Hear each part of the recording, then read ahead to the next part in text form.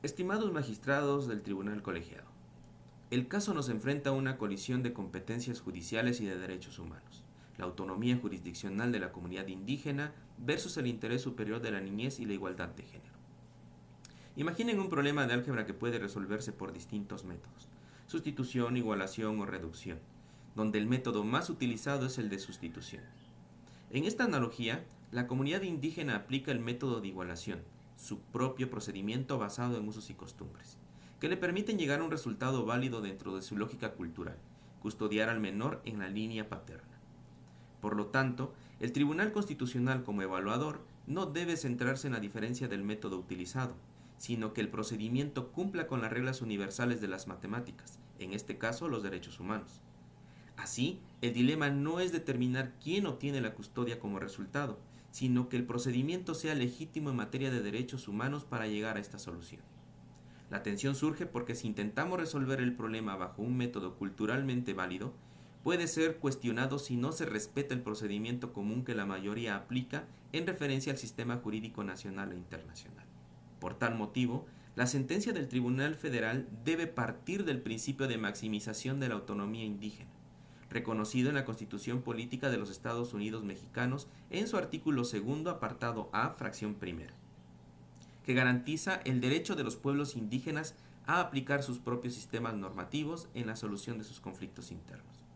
En consecuencia, el tribunal no debe anular de manera automática la resolución emitida por la comunidad indígena, sino realizar un análisis intercultural que armonice dicha decisión con los parámetros constitucionales y convencionales. Este examen debe fundarse en el artículo segundo, apartado A, fracción 11 de la Constitución Federal y en el artículo 9, numeral primero del Convenio 169 de la Organización Internacional del Trabajo sobre Pueblos Indígenas y Tribales en Países Independientes, asegurando que la autonomía comunitaria se ejerza sin vulnerar los derechos humanos del menor. Cabe destacar que la decisión de la autoridad tradicional, en este caso de tutela familiar, es un ejercicio de su jurisdicción especial indígena. Casos como el amparo directo 6/2018 de la Suprema Corte de Justicia de la Nación han ratificado que órganos como la Sala de Justicia Indígena de Oaxaca son competentes para convalidar resoluciones comunitarias emitidas en el ejercicio de su libre determinación y autonomía, articulando los sistemas normativos indígenas con el derecho positivo estatal, estableciendo como límite los derechos humanos. La impugnación de la madre se centra en la supuesta violación al interés superior de la niñez y a la igualdad de género, sosteniendo que la costumbre debe ceder ante tales principios. Sin embargo, la primera sala de la Suprema Corte de Justicia de la Nación ha establecido que, en principio, tanto el padre como la madre están igualmente capacitados para atenderlo a los hijos, rechazando la existencia de una presunción de idoneidad absoluta a favor de la madre. Rechazar la decisión indígena únicamente por priorizar la línea paterna equivaldría a reproducir un estereotipo de género inverso, desplazando injustamente la carga de prueba sobre el familiar varón. El tribunal debe confirmar que el padre o familiar varón no representa un riesgo probado y fundado para el menor, y en todo caso, que la práctica cultural no implique una restricción sistemática de los derechos de la madre. De este modo, se garantiza un equilibrio entre la autonomía indígena y los estándares constitucionales y convencionales de la protección a la niñez y a la igualdad de género. La costumbre que privilegia la línea paterna en la custodia debe ser evaluada no como un prejuicio per se, sino como el reconocimiento de la estructura social de la familia ampliada dentro de la comunidad indígena. La decisión comunitaria, si está libre de riesgo para el menor, debe ser vista como una forma culturalmente adecuada para asegurar el desarrollo integral del menor. Aunado a lo anterior y conforme al artículo 12 de la Convención sobre los Derechos del Niño y al artículo 4 de la Constitución Federal, el menor tiene derecho a ser escuchado en los procedimientos que afecten su esfera jurídica. En este caso concreto, la práctica cultural puede ofrecer un ambiente de desarrollo más completo y una estabilidad familiar,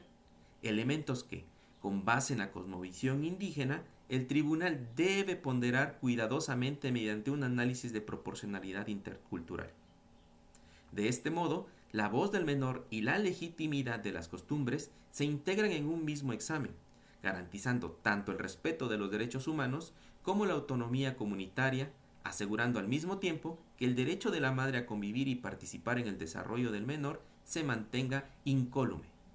Señorías, por lo antes expuesto, sostengo que este tribunal debe reconocer la jurisdicción indígena y validar la decisión comunitaria, siempre bajo una condición indispensable: